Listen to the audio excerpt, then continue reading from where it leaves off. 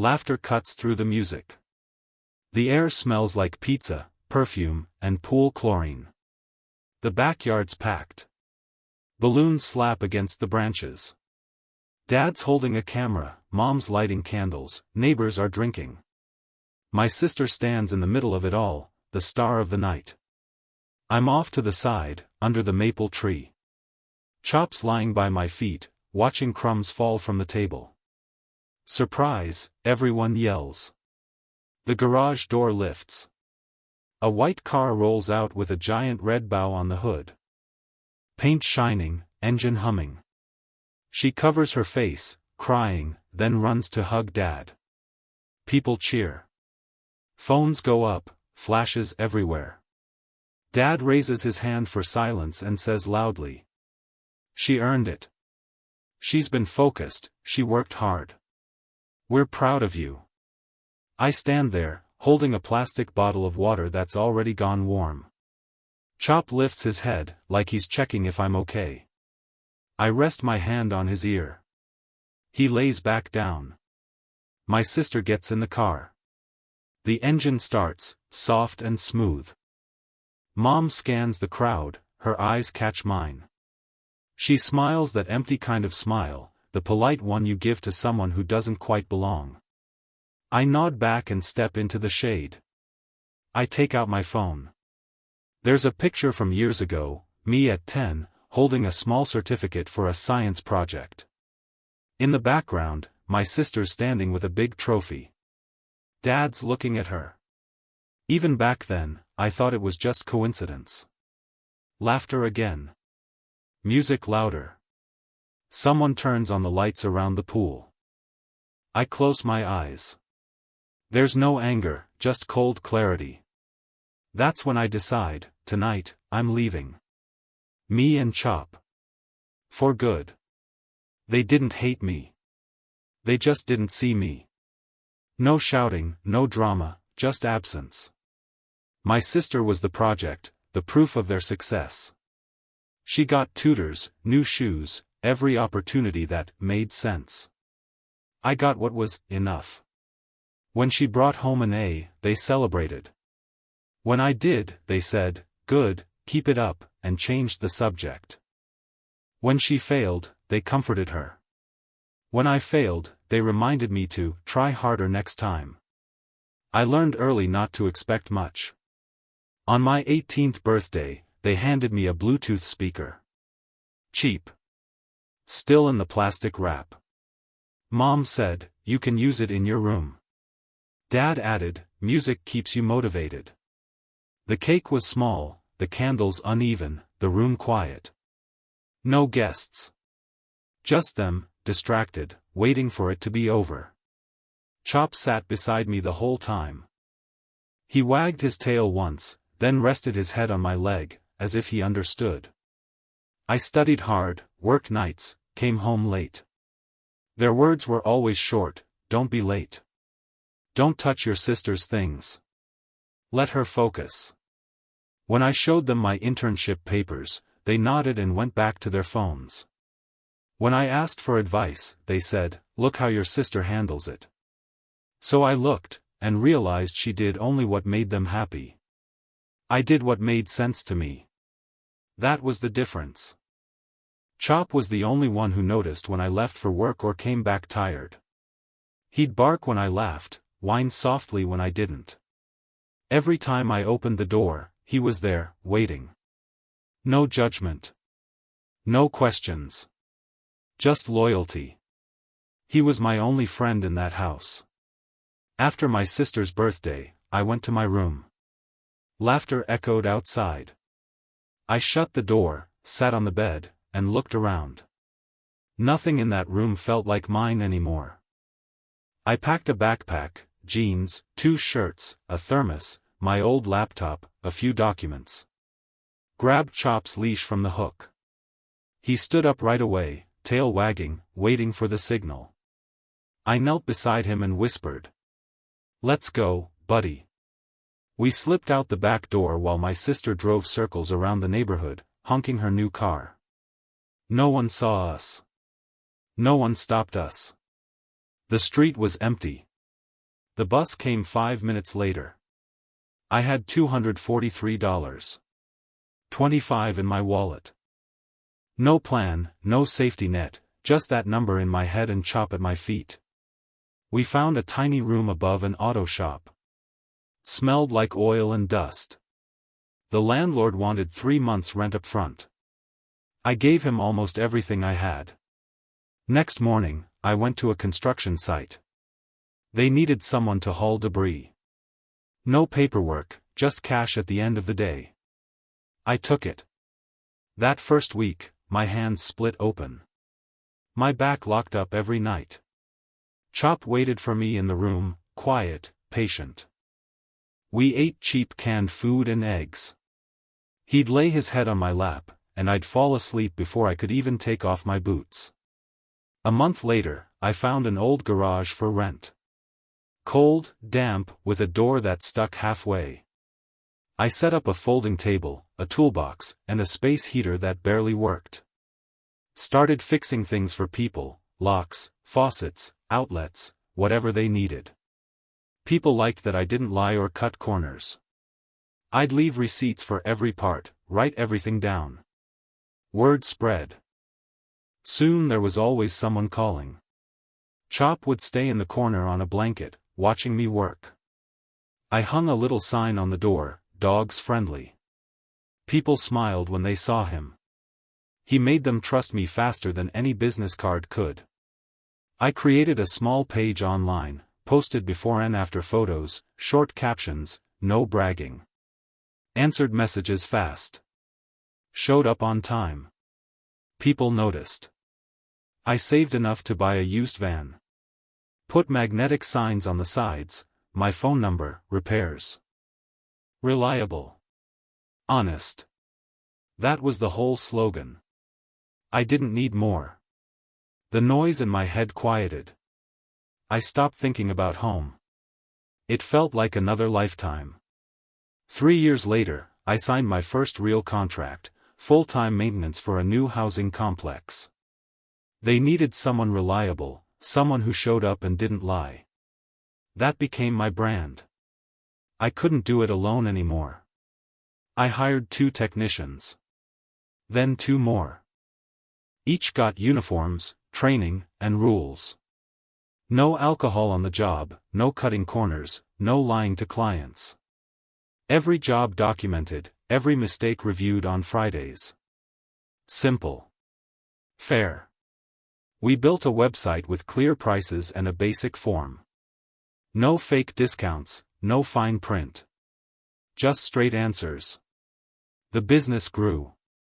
I rented a bigger workshop. Then I bought it. Set up contracts with suppliers, opened separate accounts for taxes, and hired an accountant who didn't talk too much. I even brought in a lawyer by the hour, just to keep everything clean. Chop was getting older. He moved slower, didn't jump into the van anymore. I built a small ramp for him. In the office, he had his own bed by my desk. When I worked late, he'd snore quietly beside me, steady, rhythmic, grounding. One day a local news site ran a small piece. A local repair business doing things right. A picture of me and Chop beside the van. A few lines about honesty and consistency. Nothing flashy, but it felt real. I didn't celebrate. I just checked my calendar, cleared some invoices, and went back to work. That night, I turned my phone off for 2 hours, first time in years. At first, it felt wrong. Then it felt peaceful. A year later, I got a message from Mom. "Hey, how are you?" No emojis, no warmth, just the kind of text people send when they want something. A few days later, Dad called. I didn't answer. Then another message from Mom, a voice note. "We saw the article. We're so proud. We always knew you'd make it." I listened while the kettle boiled. Chop sighed on the floor. I set the phone face down and didn't reply. After that, it started slowly, comments from neighbors under my posts, old family friends liking my photos, a friend of my sister sending me congratulations. Then came the friend request. Then the message. "I'm proud of you," my sister wrote. I replied a day later, "Thanks." A week later, Mom asked if I wanted to have dinner and catch up. I said I was busy. She tried again. "We could drive over. Maybe next weekend? We miss you." I answered the same way every time, "Not a good time." No anger. Just no interest. I remembered what it felt like when they didn't have time for me. Now they could feel it too. One evening, Dad called again. I picked up this time. "Son," he said with that tone he used before giving a speech. "Your mom and I were talking. We'd like to help with your business. Give you some guidance, maybe some connections." "Everything's under control," I said. "We always believed you'd do well," he added. "We just didn't want you to make mistakes." "I've made enough," I said. "Come by Sunday. Your mom's making lasagna." "No." There was silence. Then a laugh, forced, awkward. He thought I was joking. I wasn't. A month later, my sister messaged again. "I'm in between jobs right now. Maybe I could help at your office? I know marketing, social media, that kind of thing. I heard you could use it." I read it twice. She wanted a soft landing, an easy paycheck with her name on it. I wrote back. "Send your resume to the company email. I don't hire through family." She replied, "So we're not family now?" I wrote, "We follow the same process as everyone else." Her resume came the next morning. I didn't touch it. My HR manager did. Later she came to my office and said, she might fit as a project coordinator, but I'm not sure she'll keep up. "Hire her," I said. "Use a different name. No special treatment. 90-day trial. Track everything." The manager hesitated, then nodded. My sister started strong. Smiling. Punctual. By week 2, she was late. By week 3, she was skipping calls. Her reports looked polished but didn't add up. She ignored instructions, made creative decisions, then blamed others when things went wrong. I didn't interfere. I just watched the system logs, timestamps, call durations, edits, missing entries. She went to the salon during office hours. Logged it as client meeting. I said nothing. 6 weeks later, the HR manager came back. "She's not a fit. We either fix this or let her go." "Let her go," I said. "Do it clean. Document everything. 2 reasons, clear examples. No drama." They called her into the HR room. She signed the papers. Didn't cry, didn't argue. Just clenched her jaw and said, "Understood." I watched from behind the glass. She didn't see me. She sat in her old car for a long time before driving off. That night she texted me. "You did this on purpose." I replied, "Same rules for everyone." She wrote back, "You're cold." I didn't answer. A few weeks later, Mom called. Her voice was soft, practiced. "Your father's not well," she said. "He needs surgery. Insurance won't cover everything. We wouldn't ask if it wasn't serious. Can you help? Just a loan. We'll pay it back." I sat in the office, late at night. Chop was breathing heavily beside me, old bones, tired heart. I looked at him, then at the phone. "When I needed help," I said, "you didn't see me. Now I don't see a reason to trust you." She paused. "You can't mean that," she whispered. I ended the call. The next day Dad called. Tried to sound firm. said family mattered more than old misunderstandings. I listened for 10 seconds. Then said, goodbye, and hung up. A week later, a letter arrived. Heavy paper. Long paragraphs. We gave you everything: food, shelter, education. You chose a hard path. That's not our fault. I folded it neatly, put it in a drawer, and went back to work. The company kept growing. We rebranded, robotics and repairs. Started taking on small automation projects for warehouses. I brought in an old coworker, a guy who used to build homemade robots in his parents' garage. Offered him a partnership. He said yes. We bought training kits, hired 2 tech apprentices, and started installing sensors and conveyors. It wasn't glamorous, but it worked. Slow, steady progress, just how I liked it. I set up a small donation fund for local animal shelters. At first, it was just a few $100s a month from each project. Then more. People liked the idea. We didn't brag about it, just posted a simple photo of Chop on our About page with a note. We support animal rescue and care. That was enough. Later, I sat down with my lawyer and wrote my will. Every asset, every account, every share, all of it would go to the Chop Foundation. A fund for animal shelters, vet programs, and adoption centers. No fancy mission statement. Just help. The kind I never got when I needed it. When I signed the papers, Chop was sleeping by my feet. I rested my hand on his back. He opened one eye, gave my fingers a quick lick, and went back to sleep. That was his way of saying, good. A few months later, my sister wrote again. Her tone had changed. I've been thinking a lot about family, she said. Mom and Dad are getting older. Life's short. Maybe we could start over. We could even help each other. I have ideas, some contacts. We could do great things together. I typed a reply. Deleted it. Then wrote, thanks. I have everything I need. Sent it. A week later, they showed up in person. No call, no warning. Just walked into the reception area of my office, looking around like tourists. They stared at the logo on the wall.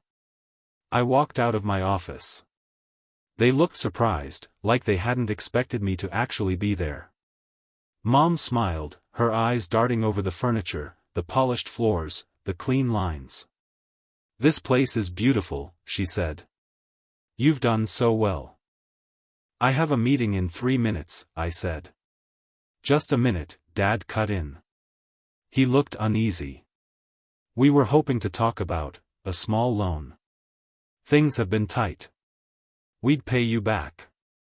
Of course. No, I said. Why not? He asked, his voice rising. I have a rule, I told him. No loans without collateral. Not even for family. He frowned. We're not strangers. I run my life by the same standards I run my business, I said. No exceptions. They just stood there. Mom's eyes drifted to Chop, sleeping by the counter. Her face softened for a second, but it was for him, not for me. Dad sighed. You've changed. No, I said quietly. I finally stopped pretending. I walked them to the door. They left without looking back. When the glass door shut behind them, Chop opened his eyes. I crouched beside him and scratched his neck. Good boy, I whispered. He wagged his tail once and went back to sleep. Summer came hot and heavy. Chop slowed down. The vet said his joints were weak, his heart tired. I bought him a soft orthopedic bed and kept his walks short. Weekends, we'd sit on the porch, me with my laptop, him beside me, breathing slow and deep. One evening I found an old family photo in a box. Me, small, holding a ball. My sister unwrapping new rollerblades. Dad and Mom laughing at her. I'm off to the side, staring at the camera, hoping someone will notice. No one did. I looked at it for a while, then put it back in the box. Didn't throw it away. It didn't hurt anymore. It was just a picture. My phone buzzed, a text from my operations manager. We finished the job. Client added a bonus. Wants to extend the contract. I wrote back, do it. Assign Mike and bring the new trainee along. Chop lifted his head. I poured him water. He drank slowly, then rested his head on my knee. I scratched his fur. Time passed quietly. It was enough. Weeks later, an old neighbor called. He still lived near my parents. Said Dad never needed surgery. They'd made it up, needed money to pay off debts from the new kitchen and my sister's car. I thought you should know, he said. It's embarrassing. Thank you, I told him. After I hung up, something inside me finally unclenched. I hadn't been wrong to walk away. I owed them nothing. A few days later, I ran into my sister in a parking lot. She looked tired. I wanted to talk, she said. You've got 5 minutes, I said. I was unfair to you. Back then. At work too. I thought things would just work out. They didn't. I get it, I said. Any advice? She asked. Finish what you start, I said. And stop lying to yourself. She nodded, looked down at Chop. He's gotten old, she said quietly. We all have, I said. I want to apologize, she added. But I don't know how. Don't say it, I told her. Show it. She understood. No tears, no scene. She walked away. That was new. Autumn came. Cool air. You could see your breath in the mornings. I started leaving my phone in the drawer more often. Didn't feel guilty about it. Work, home, walks, silence, that was enough. One day a package arrived. No note. Inside was the same cheap Bluetooth speaker they'd given me for my 18th birthday, still wrapped in plastic. They must have found it while cleaning or moving. I tore off the wrapping. It turned on. Still worked. I put it on the shelf in the garage. Now the guys use it to play the radio while they work. Finally got some use out of it. My lawyer finalized the paperwork. We registered the Chop Foundation officially. I chose the board myself, a vet who treats strays for free, a shelter manager who still cleans cages himself, and my company accountant, a man who doesn't sugarcoat anything. We wrote down simple rules: transparent funding, verified cases only, full public reports. Logo: the outline of a dog with one ear raised.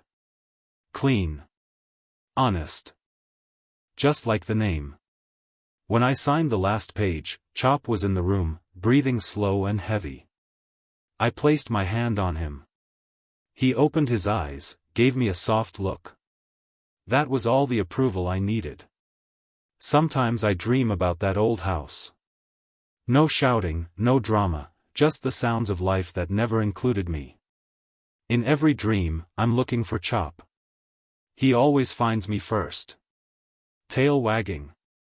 That's how I know it's time to wake up. One morning, I visited the animal shelter we'd partnered with. No cameras, no press. Just me, dropping off supplies. In the lobby, a little boy was petting a one-legged dog. He whispered something to her, and she looked at him like she understood. I handed the manager the boxes and signed the forms. On my way out, the boy's mother tried to donate $10, a bill worn thin from use. I said, keep it. The foundation's covering everything today. She smiled. The boy did too. The dog sniffed my hand before I left. Outside, the sky was gray, soft drizzle falling on the pavement. Chop was waiting in the truck. I opened the door. He sniffed my sleeve and gave one quiet bark. "Good boy," I said. "Always." Winter came again. Dad sent one more message. "We're selling the house. You can buy it if you want. We'll make you a good deal." I didn't reply. 2 weeks later, a real estate agent called the office about it. I told her no. That house wasn't home anymore. Home was here, these walls, this quiet, this life. Spring brought the biggest contract we'd ever landed, full maintenance and automation for a major logistics center. It was everything we'd worked for. Tight deadlines, real pressure, but a fair deal. We finished early. The director shook my hand. "I've never met someone who says no when they can't," he said. "You saved me a lot of money that way." "Glad to hear it," I said. That night I went home, sat on the porch, Chop beside me. Sun dropping behind the rooftops. I opened my laptop and signed a new internal policy. 10% of all profits to the Chop Foundation. No exceptions. Clicked Save. Closed the laptop. A few weeks later, my sister texted again. "I found a job. Not easy, but I'm managing. I'm learning to finish what I start. Thought you should know." I wrote back, "Good." Then she said, "I was wrong about you." I didn't reply. I didn't need to. At night, Chop started waking up more often. I moved his bed closer to mine. Sometimes he'd put a paw on my arm, like he used to years ago. I'd stroke his fur until he fell asleep again. One weekend, I pulled out the old banner from my first year in business, the van, the phone number we no longer used. Hung it on the garage wall. Chop walked over, sat down in front of it, and stared for a long moment. That was the first time I realized, we'd made it. We were home. People expect revenge stories to end with shouting or broken glass. Mine doesn't. I sit on the porch with Chop beside me. The air is cool, still. No calls. No noise. Just peace. There's an old photo on the table, me, my family, before everything. I look at it for a minute. Then I close the box and put it away. No bitterness. No hate. Just closure. Chop shifts, sighs, and falls asleep with his head on my foot. I look out over the yard, quiet and clean. No ghosts left. Justice isn't about destroying someone. It's about proving you never needed them to survive. I didn't ruin them. I just built a better life, without them. And that's enough.